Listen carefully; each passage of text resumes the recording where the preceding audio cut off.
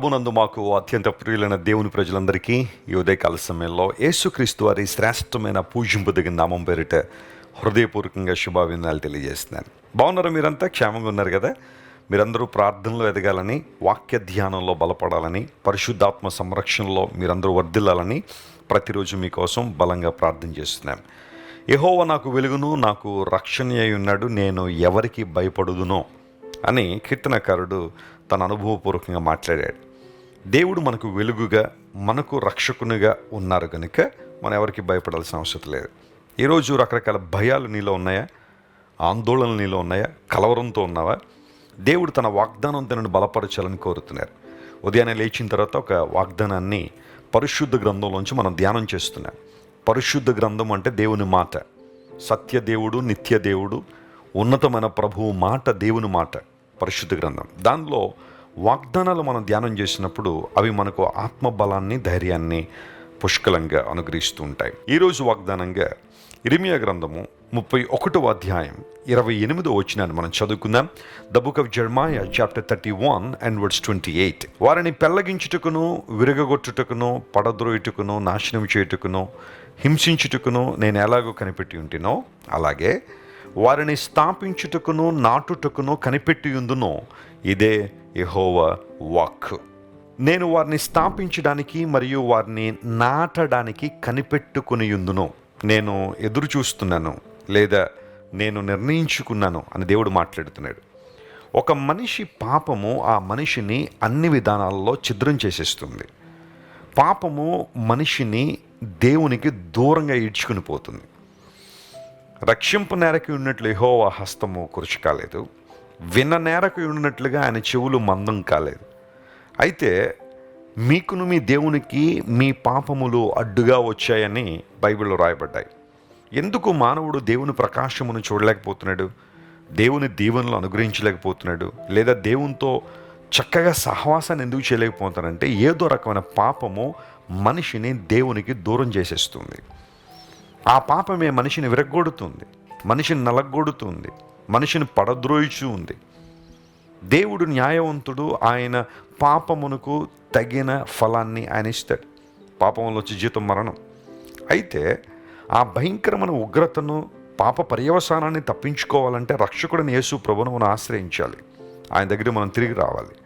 మారు మనస్సు అంటే దేవుని వైపు తిరగడం, సంపూర్ణంగా మనలను మనం ఆయన చేతులకు సమర్పించుకోవడం. ప్రభువా, ఇకపై నా ఇష్టానుసారం నేను జీవించడానికి కాదు, నీ ఇష్ట ప్రకారం నేను జీవిస్తాను, నీ వాక్య ప్రకారం నేను జీవిస్తాను, నీ ఆజ్ఞల ప్రకారం నేను జీవిస్తాను, ప్రభువు కొరకు నేను జీవిస్తాను నిర్ణయం తీసుకుని ఆయన చేతులకు మన జీవితాన్ని సంపూర్ణంగా అప్పగించడం. ఇప్పుడు దేవుడు అంటున్నాడు, నేను ఒకప్పుడు కనిపెట్టాను, ఎందుకంటే వారి పాపానికి తగిన ఫలాన్ని వారికి ఇవ్వడానికి. కానీ ఇప్పుడు నేను దేనికోసం కనిపెడుతున్నాను, దేనికోసం ఎదురు చూస్తున్నాను, దేనికోసం ఆశపడుతున్నానంటే వారిని స్థాపించడానికి మరియు వారిని నాటడానికి నేను కనిపెట్టి ఉన్నాను. Praise the lord. దేవుడు నిన్ను స్థాపించువాడు, ఆయన నిన్ను నాటువాడు. పెరికివేయబడిన నిన్ను మరలా తీసుకొచ్చి ఆయన తన మహిమార్థమై నిన్ను నాటడానికి ఇష్టపడుతున్నాడు ఆయన. ఒకవేళ ఎంతవరకు నీ అవిధేయతను బట్టి, నీ పాపాన్ని బట్టి, నీ సొంత నిర్ణయాలను బట్టి, నీ స్వాభిప్రాయాలను బట్టి ఇష్టానుసారం నీ జీవితాన్ని పాడు చేసుకున్నావేమో, ఈ రోజున ప్రభుకు నీ జీవితాన్ని అప్పగించగలవా? సంరక్షకుడైన దేవుడు, నిత్య జీవాధిపతి నా ప్రభు, ప్రేమగల దేవుడు, కృపగల దేవుడు, గొప్ప వాత్సల్యంతో మనం సమకూర్చే దేవుడు ఆయన చేతులకు మన జీవితాన్ని అప్పగిస్తే ఆయన మనను స్థాపిస్తాను అని వాగ్దానం చేశాడు. పాత నిబంధన గ్రంథంలో ద్వితీయోపదేశకాండం 28వ అధ్యాయం మనం చదివితే ఆయన ఆజ్ఞలకు లోబడి, లేదా ఆయన మాటకు లోబడే ప్రతి ఒక్కరికి ఉన్న వాగ్దానాలు అక్కడ రాయబడుతూ 9వ వచనం దగ్గరికి వచ్చేసరికి అక్కడ ఏముంటుందంటే దేవుడు తన ప్రజలను ప్రతిష్ఠిత జనముగా స్థాపిస్తాడు అనే మాట అక్కడ ఉంటుంది. దేవుడు మనల్ని ప్రతిష్ఠిత జనముగా స్థాపించాడట. మనం ప్రతిష్ఠించబడిన వారం, ఆయన కొరకు ప్రత్యేకించబడిన వారం మనం. కొన్నిసార్లు దేవుని బిడ్డ లోకంతో ఎందుకు కలవరో, ఎందుకు మిళితం కారు అంటే వారు ప్రత్యేకమైన జనాంగం, ప్రత్యేకంగా ఉండడానికి దేవుడు మనల్ని పిలిచాడు. ఈ రోజుల్లో భక్తి డైల్యూట్ అయిపోతుంది. భక్తిని చాలామంది తమకి ఇష్టానుసారంగా మలిచేస్తున్నారు. ఏం పర్వాలేదు, లేదనే చేసేయచ్చు, ఏం పర్వాలేదులే, మనకు పెద్ద విలువలు ఏమి ఉండవు, క్రైస్తవ జీవితానికి పెద్ద విలువలు ప్రమాణాలు ఏమి లేవు, ఎలా పడితే అలా ఉండిపోవచ్చు, ఎవరిని ఇంప్రెస్ చేయాలనుకుంటే నువ్వు అలా మాట్లాడే, వారు ఏం చేస్తే అది నువ్వు చేసే అన్నట్టుగా బోధలు పెరిగిపోతున్నాయి ఈ రోజుల్లో. కానీ దేవుడు తన ప్రజలను ప్రతిష్ఠిత జనంగా, ప్రత్యేకించబడిన జనాంగంగా చేసుకున్నాడట. ఆయన స్థాపించాడు వారిని దీవించడం వలన, వారిలో దేవుడు తన కార్యాలు జరిగించడం వలన, ఆయన వారి మధ్య సంచరించడం వలన దేవుని గొప్పతనం ఎలాంటిదో, ఆయన మహిమ ఎలాంటిదో లోకానికి రుజువుపరచాలనుకున్నాడు. నీకు తెలిసే ఒక విషయం, దేవుని బిడ్డ, నువ్వు యేసు ప్రభువుని అంగీకరించినప్పుడు, ఆయన నీ సొంత రక్షకుని హృదయంలో చేర్చుకున్నప్పుడు, దేవుడు నిన్ను తన మహిమ కొరకు నిలబడతారు. ఆయన నిన్ను చూసిన వారందరూ దేవుని మహత్యాన్ని, ఆయన ఔన్నత్యాన్ని, ఆయన గొప్పతనాన్ని తెలుసుకున్నట్లుగా నిన్ను అనేక మంది మధ్య సాక్షిగా దేవుడిని నిలబడతాడు. గొప్ప వింతగా దేవుడు నిన్ను మారుస్తాడు. అంత మాత్రం కాకుండా లేఖన భాగాలను ఇంకా మనం చదివితే యెషయా గ్రంథం 14:32 ఒక మాట ఉంటుంది. ఏంటంటే, దేవుడు సియోను స్థాపిస్తాడు, శ్రమనొందిన జనులందరూ కూడా అక్కడికి వస్తారనే మాట అక్కడ రాయబడింది. శ్రమనొందిన జనులందరూ కూడా సియోనుకు తిరిగి వస్తారు. ఎందుకంటే దేవుడు సియోను స్థాపిస్తున్నాడు. నీ కుటుంబం చెదిరిపోయిందా? నీ వ్యాపారం చెదిరిపోయిందా? నీ వృత్తి చెదిరిపోయిందా? నీ ఉద్యోగం చెదిరిపోయిందా? దేవుడు నిన్ను స్థాపించడానికి ఆయన ఇష్టపడుతున్నాడు. God would like to establish you and strengthen you. శ్రమనొందిన జనులు అనేక మంది అక్కడికి వస్తారు. దాన్ని నేను ఎలా అర్థం చేసుకుంటానంటే, ఒక క్రైస్తవ జీవితం అనేక మందికి ఆశీర్వాదాన్ని పంచే జీవితం. శ్రమనొందిన వారు, ఇబ్బందుల్లో ఉన్నవారు, కష్టాల్లో ఉన్నవారు, ప్రతికూల పరిస్థితుల మధ్య నలిగిపోతున్న వారికి నీవు ఒక లైట్ హౌస్ వలె, లేదా ఒక ఆశీర్వాద కారకుడిగానే ఉండాలని దేవుడు ఆశిస్తున్నాడు. ఎంత గొప్ప వాగ్దానం ఇది! ఒకవేళ ఎంతవరకు నీ జీవితం శాపముతో నింపబడిందేమో, అపహాస్యముతో నింపబడిందేమో, నిన్ను చూసి ప్రజలందరూ కూడా రకరకాల హేళన గీతాలు ఎత్తి పాడారేమో, కానీ దేవుడు నిన్ను దర్శిస్తున్నాడు కనుక, తన అభిషేకంతో నింపువాడు కనుక, తన ప్రభావంతో నింపువాడు కనుక, నీవు శ్రమనొందిన అనేకులను ఆదరించే వ్యక్తిగా, ధైర్యపరిచే వ్యక్తిగా, బలపరిచే వ్యక్తిగా ఉంటావని లేఖనం ధృవీకరిస్తూ ఉంది. దేవుడు మనం స్థాపించడానికి, నాటడానికి ఆయన కనిపెట్టుకుని ఉన్నాడు. The day has come. ఆ రోజు వచ్చింది. దేవుడు నిన్ను ఈరోజు నిలబెట్టాలని, నిన్ను బలపరచాలని ఆయన మనస్ఫూర్తిగా ఆశిస్తున్నారు. ప్రార్థన చేసుకుందామా? ప్రేమగల తండ్రి, ఉదయకాల్సిన మీరు మాకు ఇచ్చిన మంచి వాగ్దానాన్ని బట్టి నీకు వందనాలు. నీవు మమ్మల్ని స్థాపించడానికి మరియు నాటడానికి ప్రభువా శక్తిగల దేవుడు గనుక నీకు స్తోత్రాలు. నీ ఔన్నత్యం చాలా గొప్పది నాయన.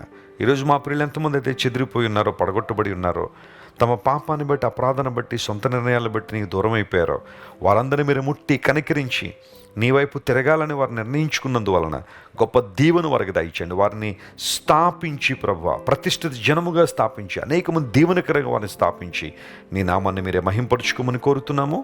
ఎవరైతే అనారోగ్యంతో ఉన్నారో స్వస్థతనివ్వండి, వేదనలో ఉన్న వారిని లేవనెత్తండి, సమృద్ధిని జీవం ప్రతి ఒక్కరికి దయచేయండి. ఘనతయు మహిమయు ప్రభావం నీకు మాత్రమే ఆరోపిస్తూ యేసుక్రీస్తు వారి శ్రేష్టమైన నామం పేరిట అడిగి వేడుకొనిచున్నాం తండ్రి.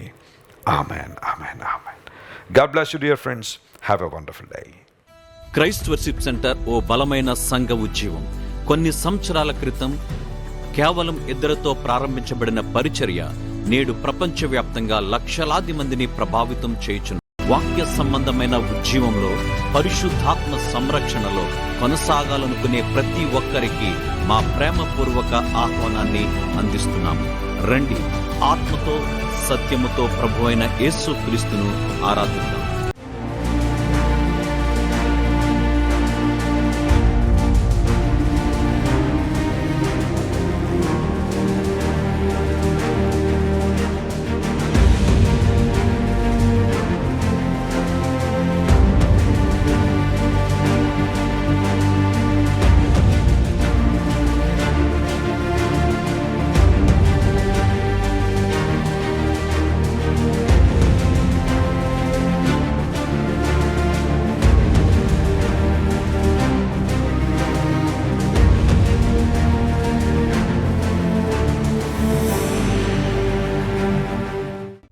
మీరు ఇంతవరకు విన్న దైవ సందేశం మరియు దేవుని సేవకులు చేసిన ప్రార్థన మీకు ఆశీర్వాదకరముగా ఉన్నదని విశ్వసించుచున్నాము.